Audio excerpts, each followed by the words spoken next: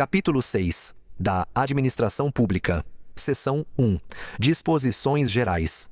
Artigo 37.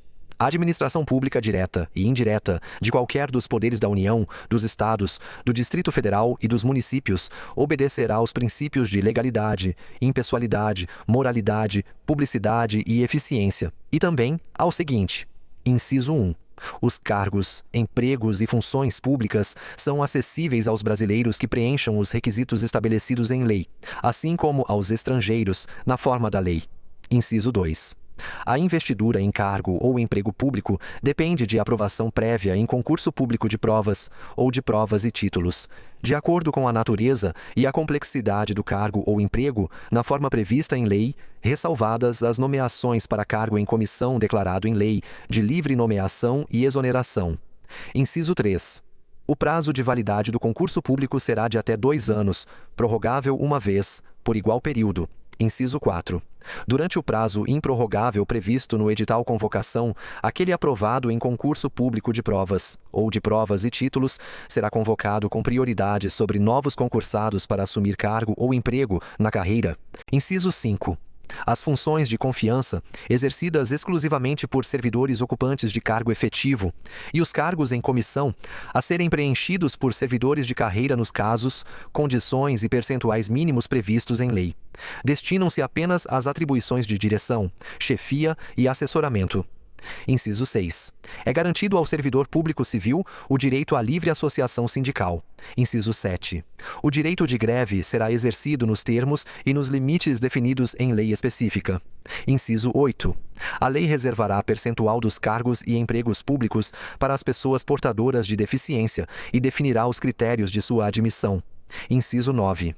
A lei estabelecerá os casos de contratação por tempo determinado, para atender à necessidade temporária de excepcional interesse público.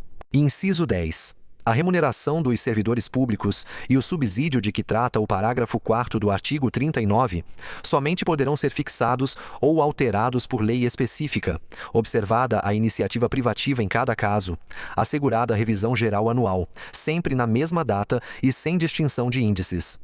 Inciso 11. A remuneração e o subsídio dos ocupantes de cargos, funções e empregos públicos da administração direta, autárquica e fundacional, dos membros de qualquer dos poderes da União, dos Estados, do Distrito Federal e dos municípios, dos detentores de mandato eletivo e dos demais agentes políticos e os proventos, pensões ou outra espécie remuneratória, percebidos cumulativamente ou não, incluídas as vantagens pessoais ou de qualquer outra natureza, não poderão exceder o subsídio mensal, em espécie, dos ministros do Supremo Tribunal Federal, aplicando-se como limite, nos municípios, o subsídio do prefeito, e nos estados e no Distrito Federal, o subsídio mensal do governador no âmbito do Poder Executivo, o subsídio dos deputados estaduais e distritais no âmbito do Poder Legislativo e o subsídio dos desembargadores do Tribunal de Justiça, limitado a 90 inteiros e 25% do subsídio mensal em espécie dos ministros do Supremo Tribunal Federal no âmbito do Poder Judiciário, aplicável este limite aos membros do Ministério Público, aos procuradores e aos defensores públicos. Inciso 12. Os vencimentos dos cargos do Poder Legislativo e do Poder Judiciário não poderão ser superiores aos pagos pelo Poder Executivo. Inciso 13. É vedada a vinculação ou equiparação de quaisquer espécies remuneratórias para o efeito de remuneração de pessoal do serviço público. Inciso 14. Os acréscimos pecuniários percebidos por servidor público não serão computados nem acumulados para fins de concessão de acréscimos ulteriores. Inciso 15. O subsídio e os vencimentos dos ocupantes de cargos e empregos públicos são irredutíveis, ressalvado o disposto nos incisos 11 e 14 deste artigo e nos artigos 39, parágrafo 4º, 150, inciso 2, 153, inciso 3 e 150, parágrafo 2º, inciso 1, inciso 16. É vedada a acumulação remunerada de cargos públicos, exceto quando houver compatibilidade de horários, observado em qualquer caso o disposto no inciso 11. A de 2 cargos de professor. B. A de um cargo de professor com outro técnico ou científico. C. A de 2 cargos ou empregos privativos de profissionais de saúde, com profissões regulamentadas.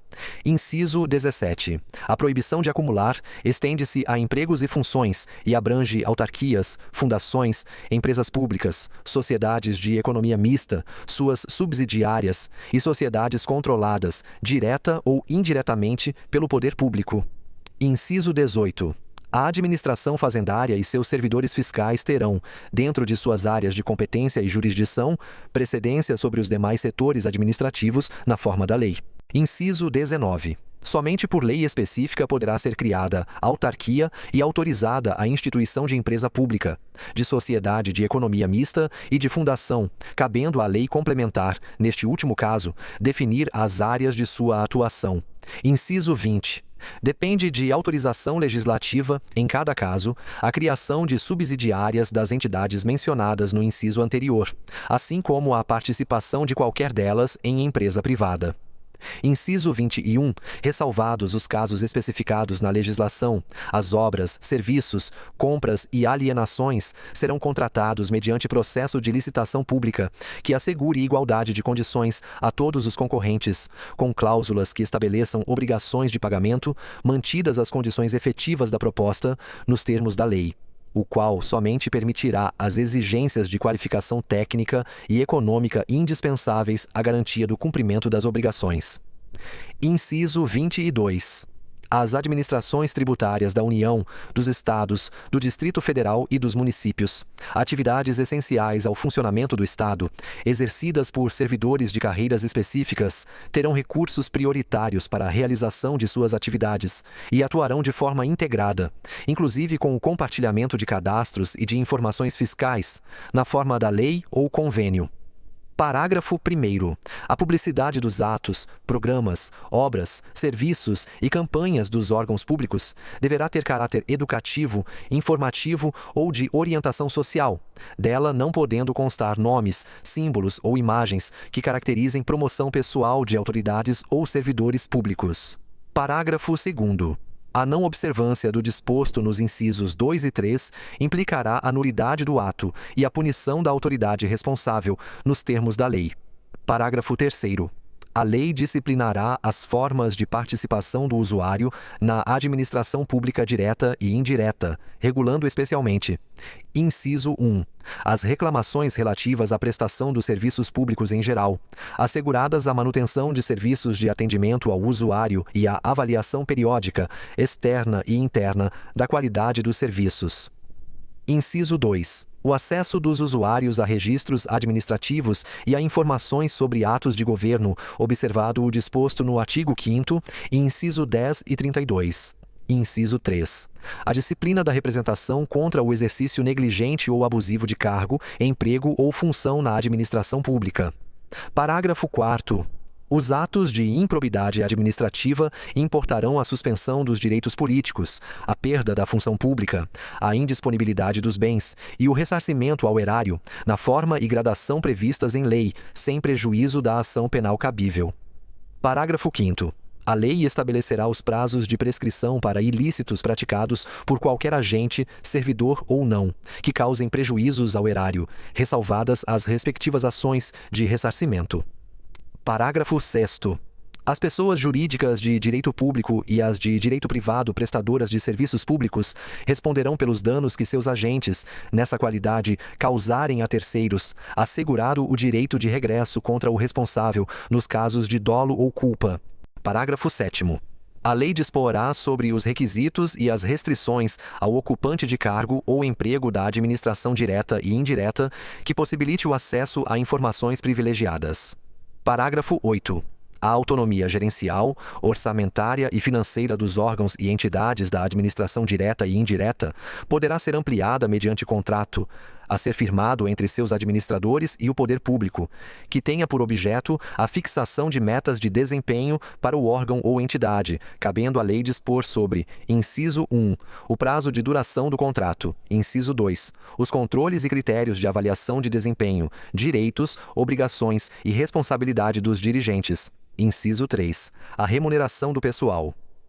Parágrafo 9º. O disposto no inciso 11 aplica-se às empresas públicas e às sociedades de economia mista e suas subsidiárias, que receberem recursos da União, dos Estados, do Distrito Federal ou dos municípios para pagamento de despesas de pessoal ou de custeio em geral. Parágrafo 10. É vedada a percepção simultânea de proventos de aposentadoria decorrentes do artigo 40 ou dos artigos 42 e 142, com a remuneração de cargo, emprego ou função pública, ressalvados os cargos acumuláveis na forma desta Constituição, os cargos eletivos e os cargos em comissão, declarados em lei de livre nomeação e exoneração. Parágrafo 11. Não serão computadas, para efeito dos limites remuneratórios de que trata o inciso 11 do caput deste artigo, as parcelas de caráter indenizatório expressamente previstas em lei ordinária, aprovada pelo Congresso Nacional, de caráter nacional, aplicada a todos os poderes e órgãos constitucionalmente autônomos. Parágrafo 12. Para os fins do disposto no inciso 11 do caput deste artigo, fica facultado aos Estados e ao Distrito Federal fixar, em seu âmbito, mediante emenda às respectivas Constituições e lei orgânica, como limite único, o subsídio mensal dos desembargadores do respectivo Tribunal de Justiça, limitado a 90 inteiros e 25% do subsídio mensal dos ministros do Supremo Tribunal Federal, não se aplicando o disposto neste parágrafo aos subsídios dos deputados estaduais e distritais e dos vereadores. Parágrafo 13. O servidor público titular de cargo efetivo poderá ser readaptado para exercício de cargo cujas atribuições e responsabilidades sejam compatíveis com a limitação que tenha sofrido em sua capacidade física ou mental, enquanto permanecer nesta condição, desde que possua a habilitação e o nível de escolaridade exigidos para o cargo de destino, mantida a remuneração do cargo de origem. Parágrafo 14. A aposentadoria concedida com a utilização de tempo de contribuição decorrente de cargo, emprego ou função pública, inclusive do regime geral de previdência social, acarretará o rompimento do vínculo que gerou o referido tempo de contribuição. Parágrafo 15. É vedada a complementação de aposentadorias de servidores públicos e de pensões por morte a seus dependentes que não seja decorrente do disposto nos parágrafos 14 a 16 do artigo 40 ou que não seja prevista em lei que extinga regime próprio de previdência social. Parágrafo 16.